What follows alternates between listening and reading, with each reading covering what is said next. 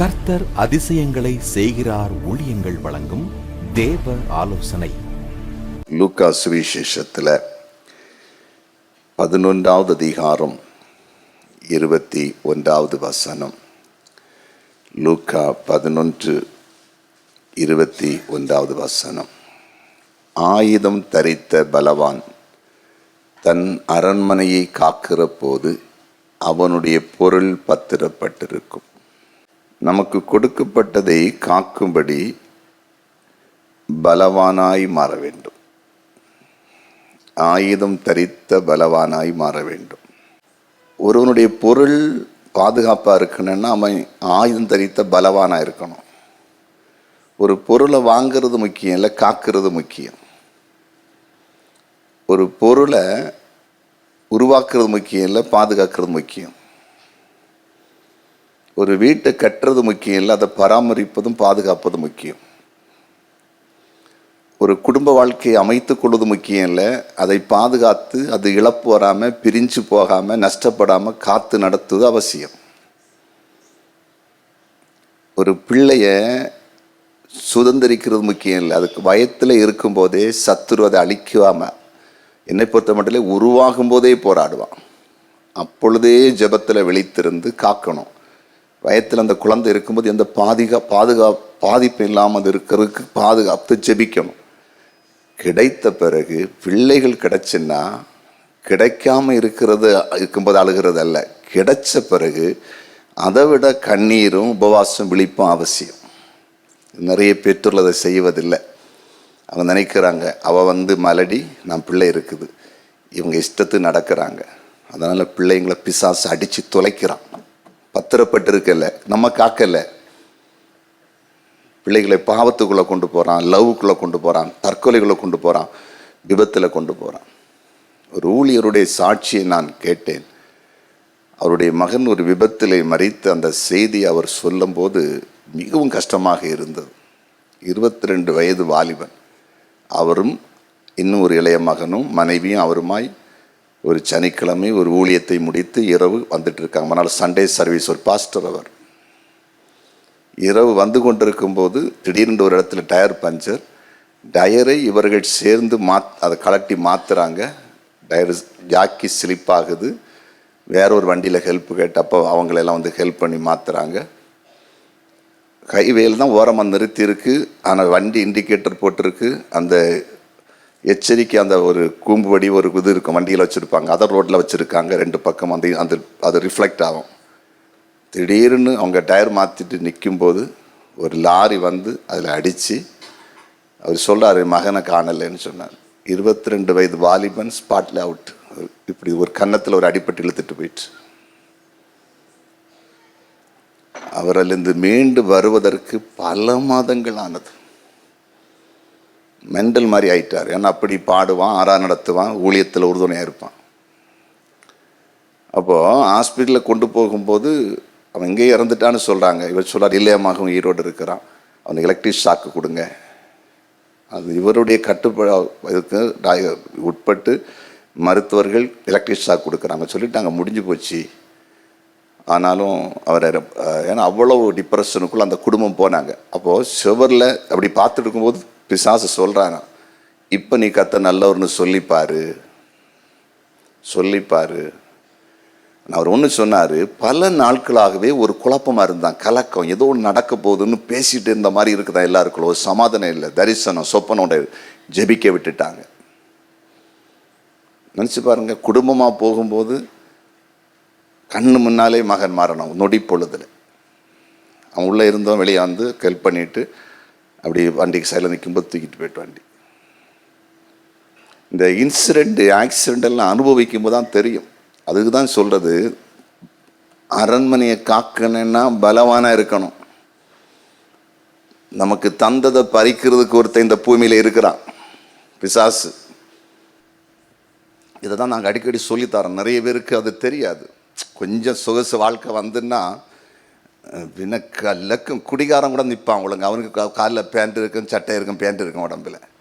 சிலருக்கு ஒன்றும் இருக்காது. பின்ன எங்கேயாவது போய் இடித்து நொறுங்கி அழிஞ்சு மொத்தம் தகர்ந்த பிறகு இது செய்வன கோளாறா மந்திரமானது குறுகிய வந்திருக்கிறது. நல்லா புரிஞ்சுக்கிடுங்க. நம்ம உபத்திரத்துக்குள்ளே போகிறதுக்கு முன்னாலேயே தப்பிக்கணும். சோதனைக்குள்ளே போகிறதுக்கு முன்னே தப்பிக்கணும். ஒரு இழப்பை சந்திக்கிற முன்னே தப்பிக்கணும். சந்தித்த பிறகு சாதா காரியம் இல்லை. கத்தர்பின தேட்டி எடுத்து கொண்டு வருவார். அதுக்கு முன்னே கவனமாக இருக்கணும். அது சும்மா காக்க முடியாது. ஒரு அரண்மனையை காக்கிறது, தேசத்தை காக்கிறது, வீட்டை காக்கிறது சோம்பேறி சும்மா சோப்பலாங்கி காப்பானா? அதுக்கும் ஒரு கெப்பாசிட்டி இருக்கணும். அப்போ தான் பயந்து ஒருத்தன் உள்ள வர மாட்டான். எல்லா தோட்டத்திலையும் ஆடு மாடு அவுத்து விட மாட்டான். எல்லா காம்பவுண்டும் வந்து அடிக்க மாட்டான். எல்லா வீடையும் யாரையும் அடிச்சு வர மாட்டான். தெரியும், குடியாரனுக்கும் தெரியும், ரவுடிக்கும் தெரியும் இங்கே போனால் பிரச்சனைன்னு. தெரியுமா இல்லையா? அது ஆவிக்குரிய பலவான மாறணும், பலசாலியாக மாறணும். நான் சொல்ல எத்தனை ஒரு புரியுது? வீடு சொத்து பணம் கூட போனால் வரலாங்க. நம்ம கணவன் மனைவிக்குள்ளே பிரிவுன்னு வரக்கூடாது. பிள்ளைகளை இழக்கக்கூடாது. பிள்ளைங்க இருக்கெல்லாம் கை வைத்துங்க. கை வைத்துங்க. கைகளை போடுங்க. உங்களுக்கு தான் பேசி அத்தனை 90% கை வைத்துறீங்க. பிள்ளை இருக்கிறவங்க உங்களுக்கு தான் பேசுகிறேன். நீ நாசமாக போயிரு, செத்து போயிருந்து பேசிகிட்டு இருக்கிறதுக்கு இல்லை. பிள்ளைகளை ஆசீர்வதிச்சு பிள்ளைங்க பழகி பெருகி பிள்ளைங்க பந்தியத்தில் ஒரே மர கண்டுகளை போல நிற்கணும். ஒரு அலையிலே சொல்லுங்களேன். இயேசு சொன்ன 2 வசனத்தை சொல்கிறேன் பாருங்க. யோவான் சுவிசேஷம் 17வது அதிகாரம் 14-15 வசனங்கள். இந்த வசனம் நோட் பண்ணிடுங்க. யோவான் 17-14-15 வசனங்கள். நான் உம்முடைய வார்த்தையை அவர்களுக்கு கொடுத்தேன். ஏசப்பா பிதாவை பார்த்து சொல்கிறார். ஏன்னா அவருடைய ஊழியம் இந்த பூமியில் முடியும் தருவாய்க்கு வருகிறது.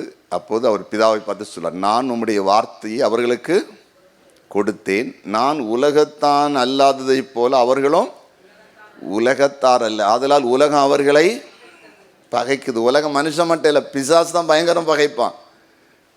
பிதாட்ட சொல்லார், ஆண்டவரே நான் உலகத்துக்குள்ள அல்ல, என்னதான் எல்லாரும் பகைக்கிறாங்க. அதே போல் நான் சந்தித்த ரட்சிப்புகளை நடத்தின என்னை ஏற்றுக்கொண்டு அத்தனை ஜனத்தையும் யார் பகைப்பாங்க? உலகம் பிசாசம் பகைக்கும். இப்போ அடுத்த வருஷம் என்ன சொல்லாரு?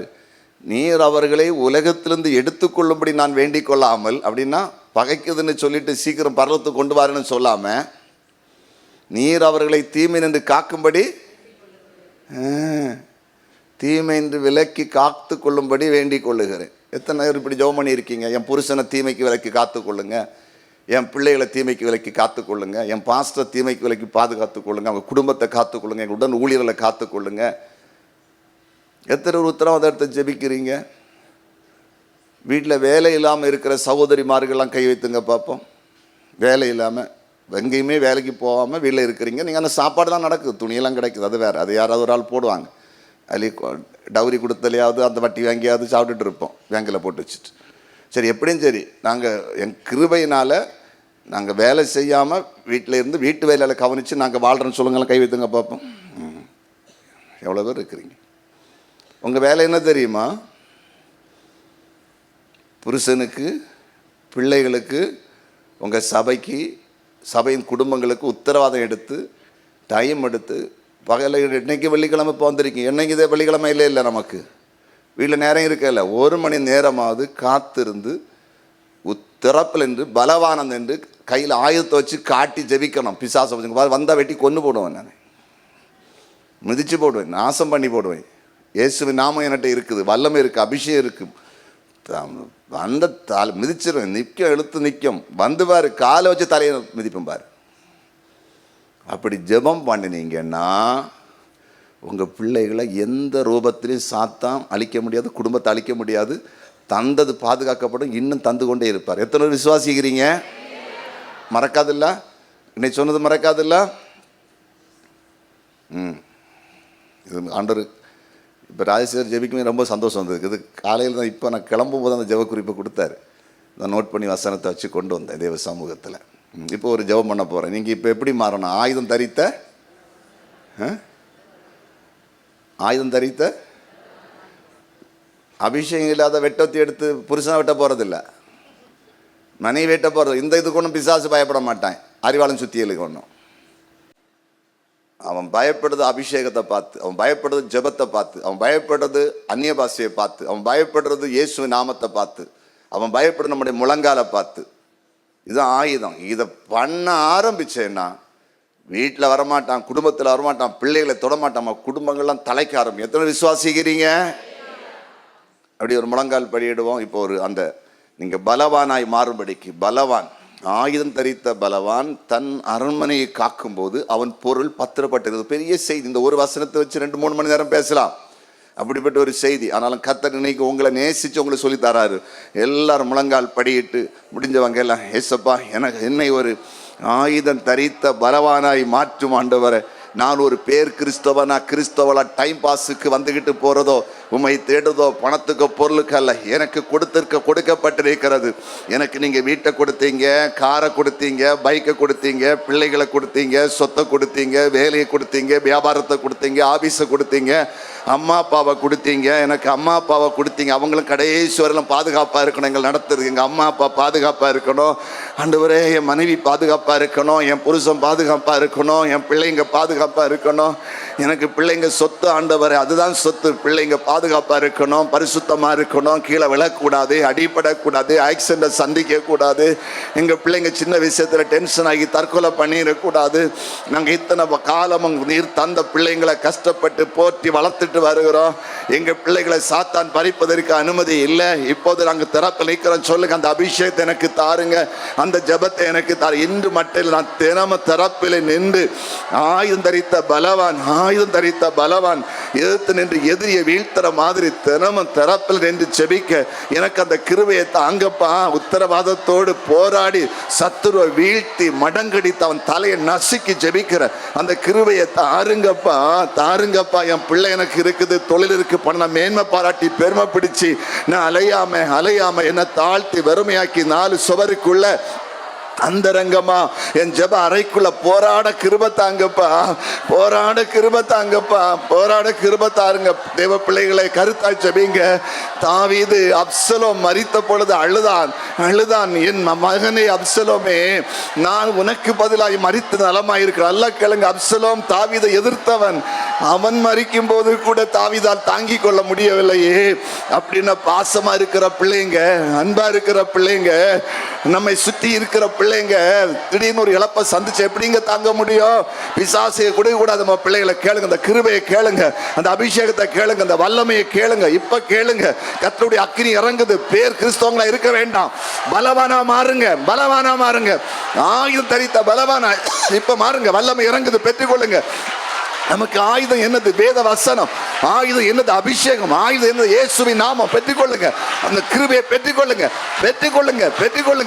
ரக்கலதர சக்கர பலவா. தூரத்தில் இருக்கிற பிள்ளைகளுக்காக, தூரத்தில் இருக்கிற புருஷனுக்காக, பிரயாணத்தில் இருக்கிற புருஷனுக்காக, பிரயாணத்தில் இருக்கிற மனைவிக்காக, வேலைக்கு போகிற குடும்பத்தினருக்காக, அப்பா அம்மாவுக்காக திறப்பில் நின்று பாதுகாப்புக்காக ஜெபிக்கிற அபிஷேகத்தை பெற்றுக்கொள்ளுங்க. சிஸ்டர், பிரதர், மாடியில் இருக்கிறவங்க, இணையதளத்தில் இருக்கிற, டிவியில் இருக்க எல்லாரும் கத்த தருகிறார். நீங்கள் இனி ஆயுதம் தரித்த ஒரு பலவான், பிசாசை எதிர்த்து அடிக்கிற ஒரு பலவான். அவன் வெள்ளம் போல உங்க குடும்பத்தை எதிராய் வரும் பொழுது அவன் தலையை நசுக்குகிற ஒரு பலவான். இனி பிசாசு உங்க ஜெபத்துக்கு அழிஞ்சு போயிருவான். கர்த்தர் ஒரு காரியத்தை சொல்லும் போது, வெளிப்படுத்தும் பொழுது, சத்துரு வாரான், உன் குடும்பத்தை அழிக்க வாரான், உன் பிள்ளைகளை அழிக்க வாரான், உன் பிசினஸ் அழிக்க வாரான், ஆமென், உன் கற்பத்தின் கனியை அழிக்க வாரான், உன் குடும்பத்தை அழிக்க வாரான்னு சொல்லும் போது ஆவியில நிரம்பி அந்நிய பாஷை பேசி இயேசுவின் நாமத்தை பயன்படுத்தி அவனுடைய கிரியை அழிக்கிற அபிஷேகம் பெற்றுக்கொள்ளுங்க. ரிசீவ் பெற்றுக்கொள்ளுங்க. விளையாட்டுத்தனமா இருக்காதுங்க. கர்த்தர் பேசிட்டு இருக்கிறார். இன்னும் சில அசட்டே இருக்கிறீங்க. இன்னும் அபிஷேகத்துக்கு இடம் கொடுக்கல, இன்னும் வல்லமைக்கு இடம் கொடுக்கல, இன்னும் ஜெப வாஞ்சைக்கு இடம் கொடுக்கல. கர்த்தர் சொல்லார், விளையாட்டுத்தனமா இருக்காத. ஒரு பலவான் ஒருத்தன் இருக்கிறான், எதிரி ஒருத்தன் இருக்கிறான், பிசாசு ஒருத்தன் இருக்கிறான். அவன் தான் அவனை கொல்லவன், அழிக்க வாரான். அவனை நீ அழிக்கணும். அந்த கிருபையை பெற்றுக்கொள். ரகா துரா ஷபா ரபா லபா ரபா.